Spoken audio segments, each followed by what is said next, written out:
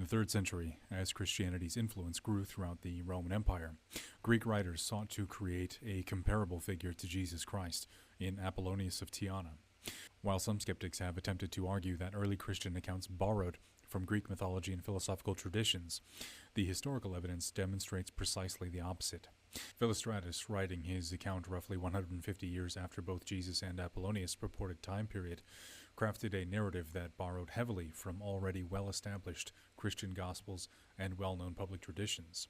The chronological evidence is particularly compelling. Stories about Jesus' miracles were widely circulating within years of his crucifixion, with Mark's gospel appearing well before Philostratus' work. The gap between Jesus' death and the early gospels, roughly 1 to 15 years, was less than a third of the time between Apollonius' biography written by Philostratus. This timeline makes it historically impossible for the gospel accounts to have borrowed from the Apollonius tradition.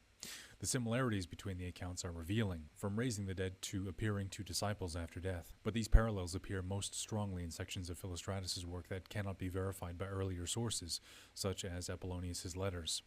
Notably, the parts of Philostratus' narrative that can be corroborated by earlier documentation show the least resemblance to the gospel accounts, strongly suggesting later literary borrowing from Christian sources. By the 4th century, pagan writers were explicitly using Apollonius as a deliberate counterpoint to Jesus, claiming that the classical world had its own miracle workers and divine men.